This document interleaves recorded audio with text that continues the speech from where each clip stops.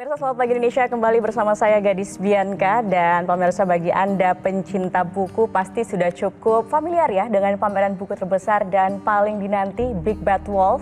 Nah, kali ini kita kedatangan sosok luar biasa yang ada di balik pameran buku terbesar Big Bad Wolf yang sudah diselenggarakan di 57 kota dan 17 negara.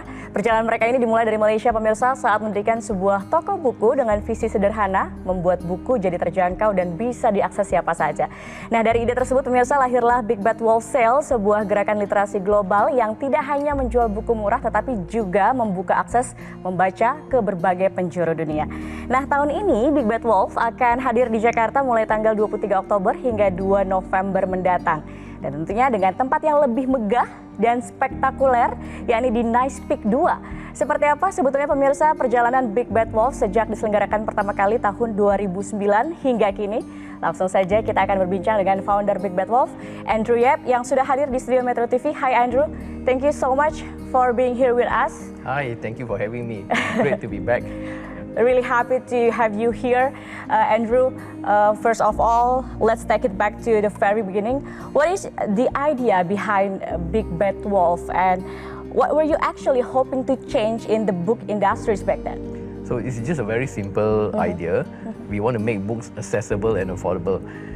I realized that when we started in Malaysia, before it became global, that books in Malaysia is not accessible or affordable. So the idea of coming out with something exciting to get the non-readers, the 91% of the population who can read but not to read, and creating something that is big, you know, the world's biggest book sale, the excitement, make books cool, right? So that was the main idea of getting the communities to look at reading at a very different aspect. Okay, it's amazing how the very beginning moment shapes such a huge mission, because Malaysia, Indonesia maybe have same conditions, right? Yes. So speaking of which, I'm curious, you've always championed the idea of making books accessible and affordable to everyone. And why is that mission so personal for you? It's very personal because I never grew up with books. So we are looking at selling books from a very different lens. Okay. Normally, if people are from the industry or from, let's say, a user point of view. So I didn't grow up with books, right? So I'm not a user and I'm not from the industry. And why it's become so personal is because I never grew up with books. I went to a very good school in Kuala Lumpur. And back then, there were no private schools. So can you imagine all the rich kids, you know, the affluent kids, the who's who in Kuala Lumpur goes to this school, all the kids. And all these people grow up with books. Me, I'm also mildly dyslexic. So I struggled through school up till standard 3, grade 3. I couldn't even recite my ABCs in order. So can you imagine how I felt in school? We all had different traumas when we were growing up. For me, I felt very stupid, right? And I see all my other classmates, they speak better, their general knowledge is better, and most importantly, they are more confident. And I realized that's because they grew up with books. Okay. So I left school with a very raw feeling that, you know, why I never had this kind of opportunities. Okay. And when we had the opportunity to make books affordable, I just jumped at it. It brought me back to my school days where I can make a huge difference to kids like me if I had a chance to have books when I was growing up. And one of the reasons why was because of the affordability and the accessibility of books. Okay, so that specific moment or encounter that made that mission even more real for you, because if we heard about Big Bad Wolf, what really we know is how these exhibitions give you like great deal for books and how give people access to more international books. Yeah, it's very important to us to have the access to more international books and with the affordable prices. Okay, so what's also interesting is how Big Bad Wolf has grown beyond just accessibility. It's become something cultural, something people look forward not just for the books but for the whole experience. Like every year, everyone wants to go to Big Bad Wolf again and again. So how intentional is that? And how do you make sure each city reflects its own local? Because we know Big Bad Wolf now is across for 15 countries? Yeah, 17 countries and wow. 57 cities around the world. Wow. Yeah. So we do take a lot of effort. Number one, there's a misconception that people are not reading, right? Actually, there's a lot of kids out there who wants to read. It's just that no one is creating the excitement. No one is making it cool. And this is our intention, to get the 90% of the population who are not reading to take notice of an event. Because when we talk about the accessibility of books, if books are not accessible to kids, they don't know what they're missing. So creating an event that is fun, that is crazy, the world's biggest book sale, open 24 hours, that will garner the attention that we need, and people come out of curiosity, or when they see their friends and all talking about it and going, they want to go along, or when people come back with books, they will share that, hey, I bought this book, it's so great at this price. So all this excitement that we create brings everyone together to come. And in terms of the communities, we reach out to almost all communities. There are even baking communities, beauty communities, all the book clubs, because books can relate to everything. Yeah. Okay. And if we go to a small city, we would engage with the government there. We would try to localize our communication. We will speak with the local slang to create all the excitement. Yeah. Okay.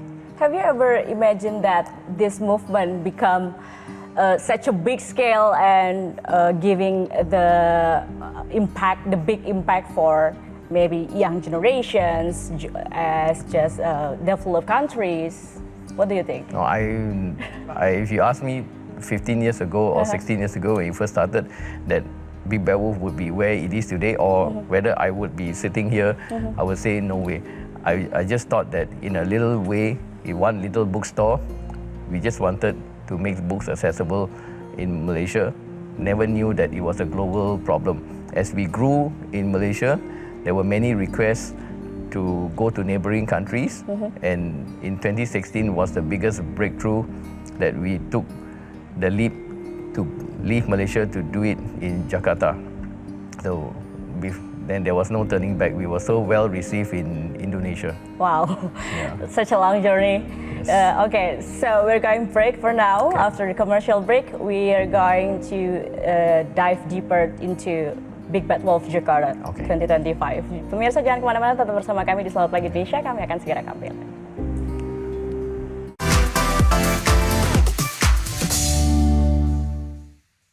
Dipersembahkan oleh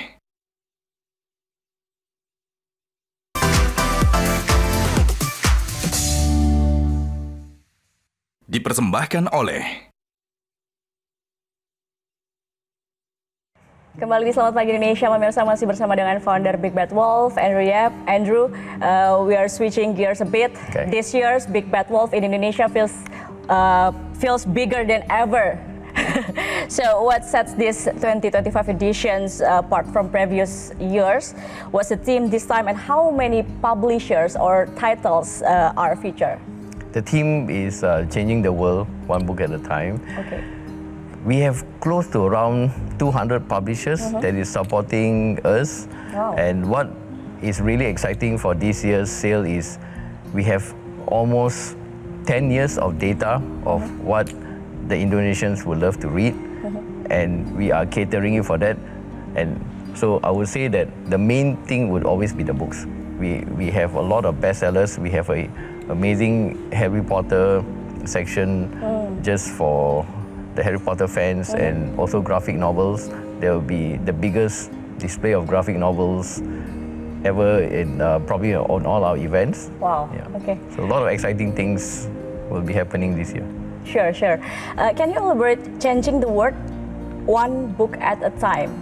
What you can say about this? I will say that, as what Nelson Mandela said, education is the most powerful weapon to change a nation. And most countries in the world, developing countries, I mean, I come from Malaysia, I know, and Malaysia is very similar to Indonesia. We don't have enough access to books, and we know that books are dangerous. That's why communist countries and all ban books, right? They burn books and all. Books can change mindsets, and they always say that books are the best teachers. So if you put the right book at the right kids' hands, you can change someone's life just by one book. Can agree more. Okay, speaking of Indonesia, along the journey of Big Bad Wolf, we know that Indonesia has hosted Big Bad Wolf so many times now. Yes. So why Indonesia? What makes this country such a special place for this movement? Because it was our first country when we went out of Malaysia, and Indonesia opened the whole world to us. It gives us the encouragement that this is a global problem where books are not accessible and affordable. It really holds a very special place in our hearts, but not just being the first, but it is also the biggest. Jakarta in 2019, we brought almost 5 million copies of books. Wow. Yeah. Okay. So this is the biggest book fair. Yeah, it is the biggest book fair. Among all the 50 old cities in the world, Jakarta is number one. Okay, After now. this is number one. People are already asking, when will the Big Bad Wolf Jakarta 2025 be conducted and where? Will it be 24 hours like before? Yes, we are excited to bring back the 24-hour format, but it's only on weekends. We are just trying it one step at a time. Okay. Post-pandemic, a lot of markets have changed. People's lifestyles have changed, but we have had a lot of requests for bringing back the 24-hour format. This year, it will be held at a new venue. We're also very excited. It's a different side of Jakarta, and one of the reasons is also we want to expose Big Bad Wolf to other parts of the city, not just where we traditionally have been. So we are bringing books to the people. It will be held at a nice convention center in Peak 2. Okay, Yeah. okay. 23rd till October the 2nd of November. until 2nd of November. Okay, sounds exciting and massive, obviously. But I heard this year Big Bad Wolf is aiming to more like a celebration, just not a sale or a book fair. How is becoming a literacy celebrations for families in Indonesia? I think most importantly is the community is something which is very close to us.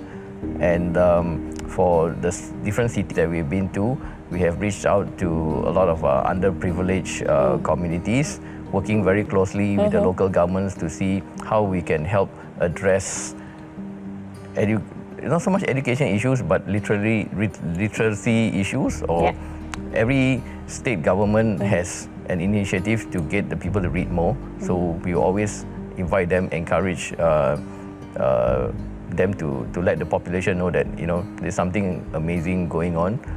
And when it comes to the part of I think it was in Bali where we engaged with the Down syndrome communities, right?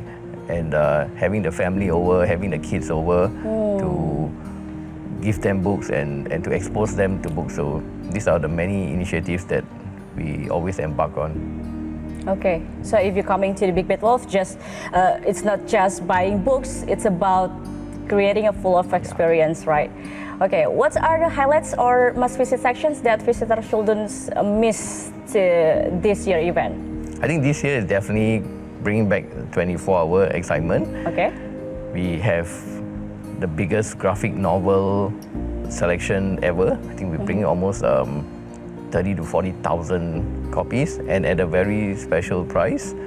We also have a Harry Potter section, a big section with special pricing also, because there's a lot of Harry Potter fans out there, and definitely food.